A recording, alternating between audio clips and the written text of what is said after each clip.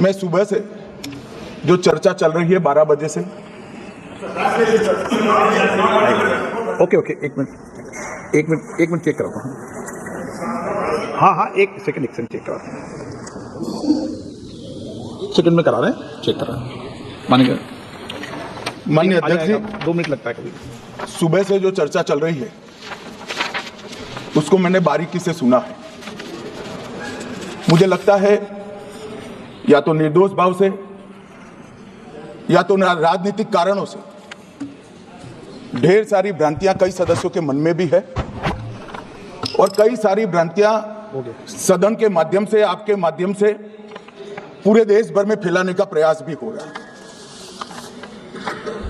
Bill पर चर्चा का जवाब तो माननीय रिज्जू साहब देंगे। मैं कुछ बातें यहां रखी है, इसको मेरी समझ के हिसाब से क्लैरिफाई करने का जरूर प्रयास करूंगा।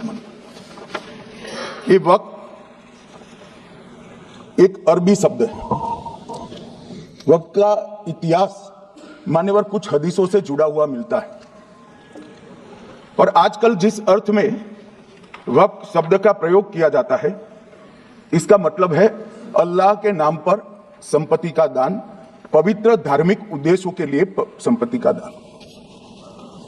मान्यवर, वक्त का समकालीन अर्थ, अभी जो अर्थ हम समझ रहे हैं, वो इस्लाम के दूसरे खलीफा श्री उमर के समय में अस्तित्व में आया। एक प्रकार से इसकी आज की भाषा में व्याख्या करें तो वक्त एक प्रकार का चैरिटेबल एंडोनमेंट है और जहां एक व्यक्ति संपत्ति, भूमि या मूल्यवान संपत्ति धार्मिक या सामाजिक भलाई के लिए दान करता है बिना उसको वापस लेने के उद्देश्य से, वहां वक्त की रचना करता है। इसमें दान देता है, वो शब्द का बड़ा महत्व है। दान उस चीज का ही कर्ज किया जा सकता है जो हमारा है। सरकारी संपत्ति का दान मैं नहीं कर सकता मान्यवर, किसी और की संपत्ति का दान मैं नहीं कर सकता। दान उसी चीज का किया जाता है जो हमारा है मान्यवर। इसी विषय पर ये सारा जो बहस चल रहा है। भारत का जहां तक सवाल है, दिल्ली में सल्तनत काल के प्रारंभ में मुइज़ुद्दीन घोरी के समय पर पहली बार वक्फ अस्तित्व में आया। अंग्रेजों के जमाने में 1863 के धार्मिक दान अधिनियम से चलता था। बाद में चैरिटेबल प्रॉपर्टीज एक्ट 1890 से चला। उसके बाद 1913 में मुसलमान वक्फ वैलिडेटिंग एक्ट अस्तित्व में आया। तब तक ये सारी प्रक्रियाएं चैरिटेबल एक्ट के तहत चलती थी। मान्यवर, आजादी के बाद वही एक्ट को 1954 में वक्फ के केंद्रीकरण के लिए बदला गया। 95 में वक्फ न्याय अधिकरण और वक्फ बोर्डों की स्थापना की। अब ध्यान से सुनिएगा मान्यवर, वक्फ परिषद और वक्फ बोर्ड ये 1995 से आए।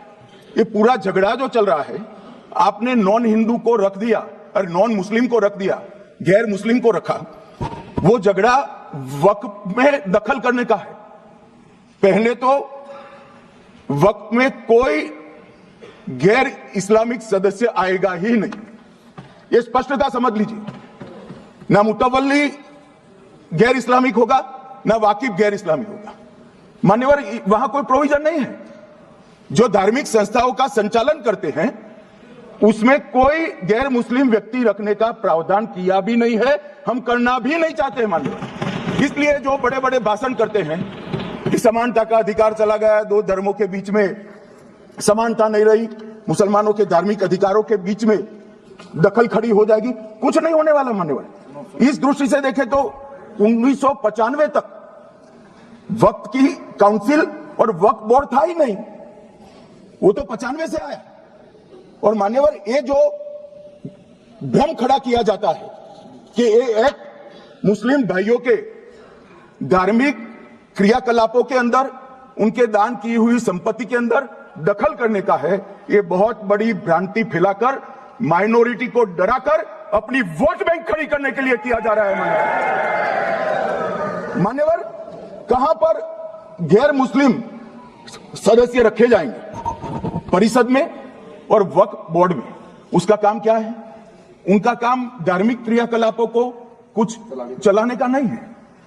वो शुद्ध रूप से वक्फ का जो कानून, दान के लिए किसी ने दी हुई संपत्ति, उसका एडमिनिस्ट्रेशन अच्छे से चल रहा है नहीं चल रहा है, कानून के हिसाब से चल रहा है नहीं चल रहा है, या तो दान जिस चीज के लिए दिया गया, इस्लाम धर्म के लिए दिया गया, गरीबों के भोजन के लिए दिया गया, गरीबों के उद्धार के लिए, वो उद्देश्य के लिए इसका उपयोग हो रहा है नहीं हो रहा है, इसका नियमन करने का काम है मान्यवर। अब मैं इसको मान्यवर बाकी सारे धर्मों के साथ कंपैरिजन करते हैं और कहते हैं दखल किया है, मैं उसको स्पष्ट करना चाहता हूं। मान्यवर वक्फ जो है वो हमारे यहां ट्रस्ट एक्ट है, इसमें ट्रस्ट है।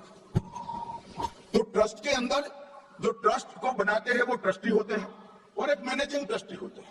वक्फ में वाकिफ होता है, वक्फ होता है और मुतवल्ली होता है। ये सारे इस्लाम के अनुयायी हैं।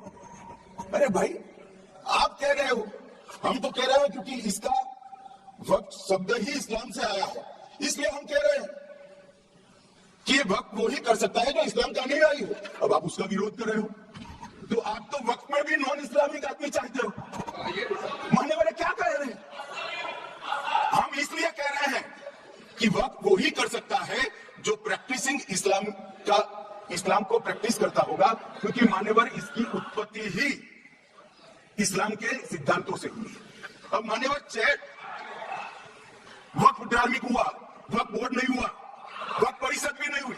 अरे सुनो भाई, मान्यवर ट्रस्ट के अंदर ट्रस्टी जो होते हैं, जो चर्च होगा तो क्रिश्चियन होंगे, पारसी भी होंगे, पारसी के लिए ट्रस्ट होगा, तो हिंदू होगा तो हिंदू के लिए। अब चैरिटी कमिश्नर हम कहेंगे कि भाई मुस्लिम क्यों आया?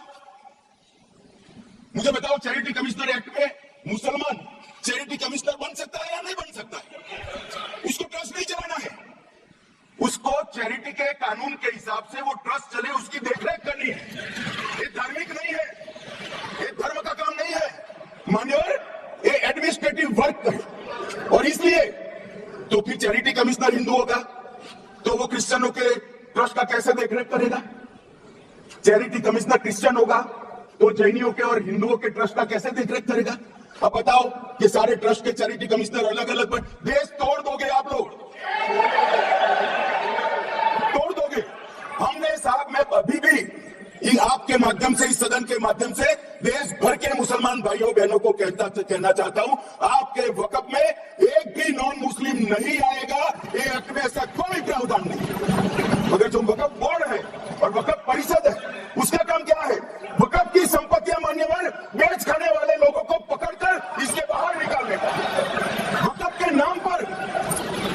नाम पर पौने पौने दाम में संपत्तियों को 100 साल तक किराए पे देने वाले लोगों को पकड़ना है। वक्फ का जो पैसा होता है, इनकम जो गिरती जा रही है, जिसके माध्यम से माइनॉरिटी का विकास करना है, माइनॉरिटी को आगे बनाना है, इस्लाम धर्म की सारी धार्मिक संस्थाओं को पुख्ता करना है।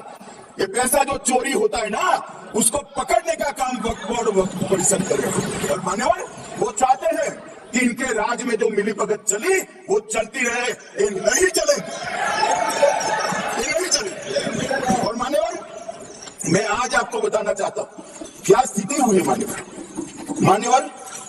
सबने कहा, रिपीटेशन भी होगा, परंतु मैं कहना चाहता हूं मान्यवर कि वक्फ के 2013 में जो अमेंडमेंट्स आए, अब बिल किरण भाई का है, मगर मैं कह सकता हूं कि वक्फ का 2013 का अमेंडमेंट न किया होता तो ये बिल लाने की शायद जरूरत न पड़ी।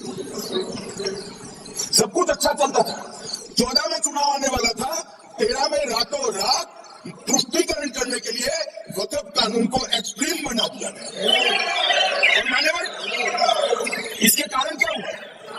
इसके कारण दिल्ली लुटियन की 123 वीवीआईपी संपत्ति कांग्रेस सरकार ने जब चुनाव मुहाने पर थे, 25 दिन दूर था, वक्फ को देने का काम कर दिया। दिल्ली वक्फ बोर्ड ने उत्तरी रेलवे की भूमि वक्फ के नाम घोषित कर, हिमाचल में वक्फ की संपत्ति बचाकर उस पर अवैध मस्जिद बनाने का काम किया। 250 हेक्टेयर क्षेत्रफल वाले 12 गांव पर वक्फ का स्वामित्व हो गया। तमिलनाडु के 1500 साल पुराने जनवरी महीने की 400 एकड़ भूमि को वक्फ की संपत्ति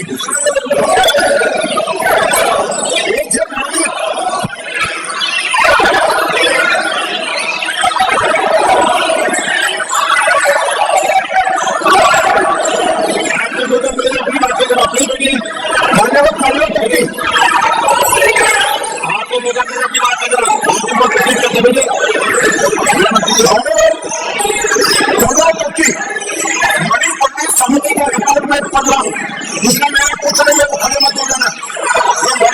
मणिपट्टी समिति का रिपोर्ट है 30,000 एकड़ भूमि भत्ते निवेश के उपयोग के लिए किराए पर दे।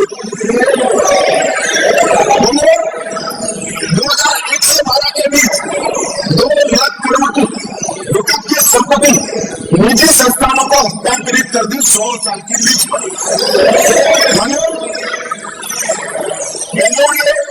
उच्च न्यायालय में बीच में पढ़ना पड़ा, 602 एकड़ भूमि को जब्त करने से रोकना पड़ा।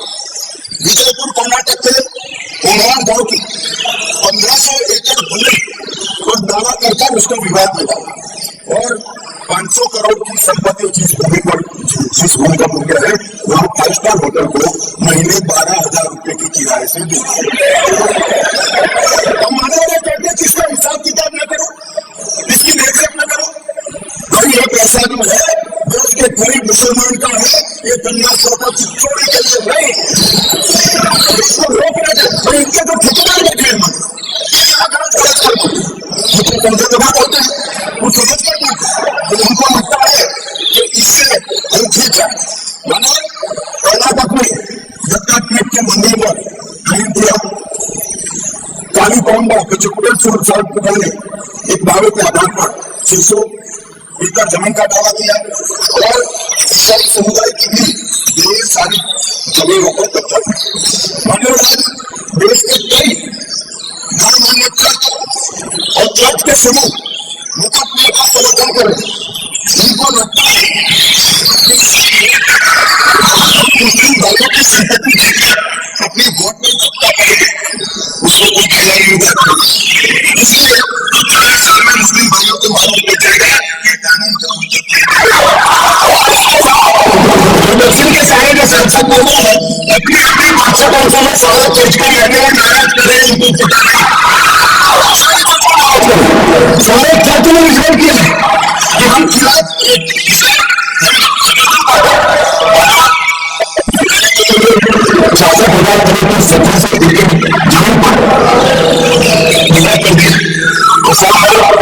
मोरी गांव जिले की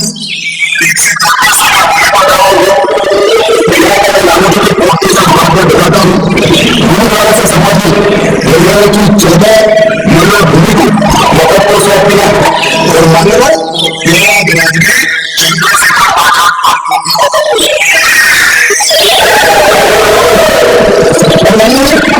महाराष्ट्र के प्रधान के गाड़ी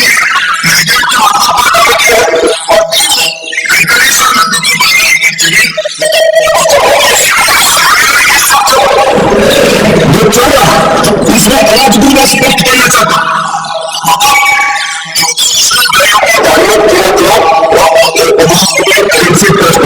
इसलिए सरकार पुलिस बचाई कर रही है, मतलब भी उनका होगा, मार्केट भी उनका होगा। खुद से हो रहा है, वक्त का संचलन कानून के हिसाब से हो रहा है, निजी उपयोग के हिसाब से। हमारी भाषा में अब इसकी संपत्ति की उचित है वो पैसा मेरी मुसलमान की जिंदगी के लिए भी महिलाओं के कल्याण के लिए उसको कल्याण के लिए और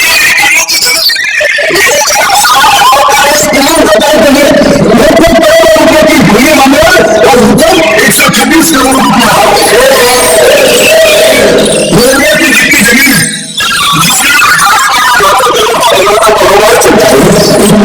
मतलब के पास है इनकम 126 करोड़।